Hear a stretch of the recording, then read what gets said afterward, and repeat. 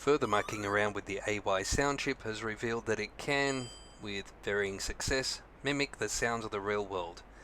And that's the topic of today's video. We'll examine the process required to do this. First, we need to record and capture the sounds from the environment. Then we'll run them through a spectrogram to analyze the frequency distribution and response over time. We'll then try to figure out which frequencies to select to fit into the AY chip, and then finally cross our fingers and play back the sounds in the hope that they resemble what we originally recorded. So let's get into it. Our first example is the sound from pedestrian crossings here in Hong Kong. We'll start by listening to the wait signal, which is just a steady stream of beeps, and then this changes to the cross signal, which is the same set of beeps, same frequencies, but at a higher repetition rate.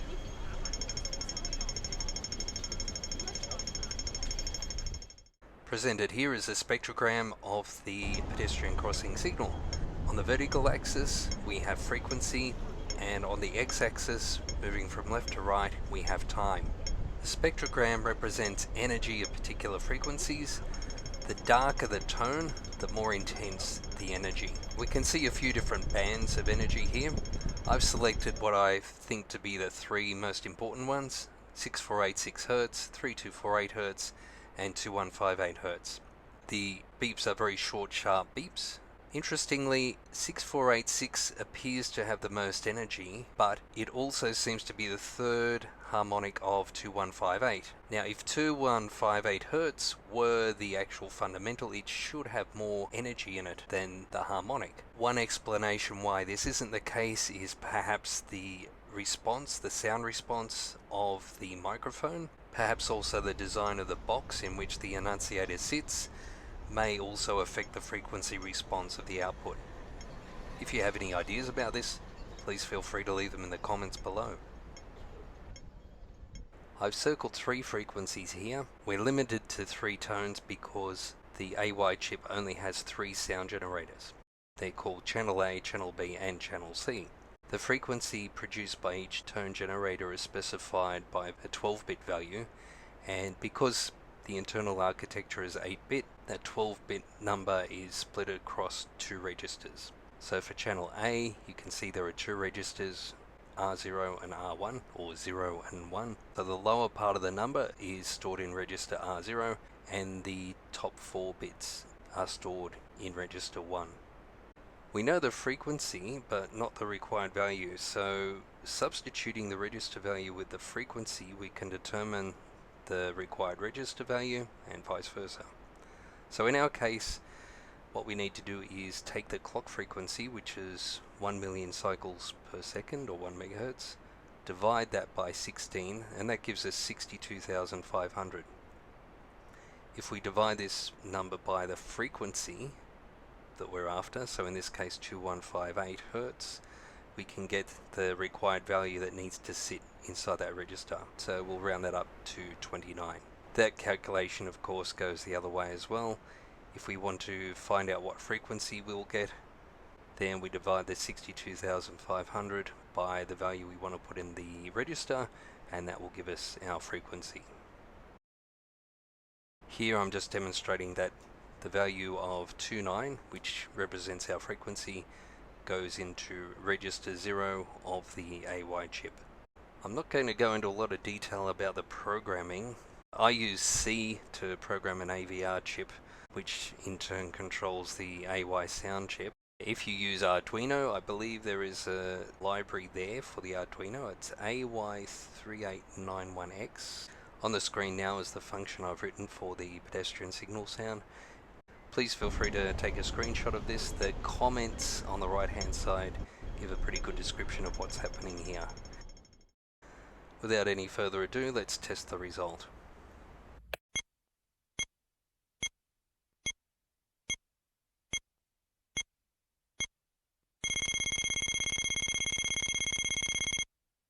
To my ear, that's pretty close.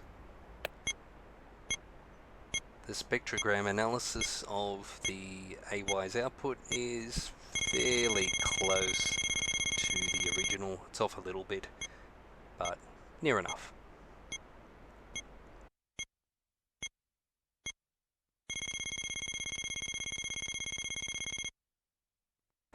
Continuing on, the next is from a bird call I heard in the bush. I don't know what the bird is, I can't identify the species, but it's an impressive call nonetheless. The first step again is to record the sound, put it through the spectrogram, and identify the frequencies and the structure and pattern of the frequencies over time.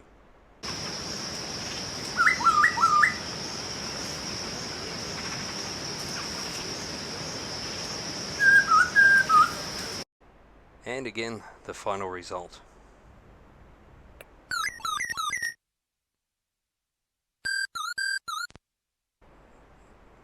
Somewhat close in my opinion. What do you think?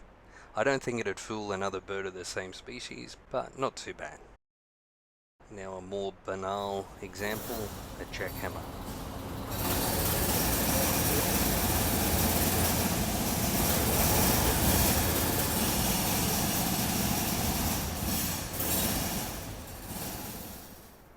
With the jackhammer, the frequency energy is focused on about 3 or 4 different frequencies here. There's a lot of hash as well, which is white noise. Fortunately, the AY chip has a noise generator, so I've included that in this rendition. Definitely room for improvement on that one.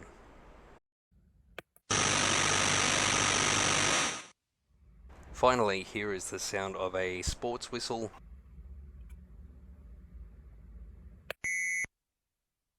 I don't have a real-world recording of this, but this sound here was taken from the intro theme of the arcade game 1942. This is a spectrogram analysis of the original sound from the 1942 arcade game. In my version, I've set tone generator A to 1945 Hz, and I've switched tone generator B between 2034 and 2095 Hz. And that's given the excellent sound that you hear.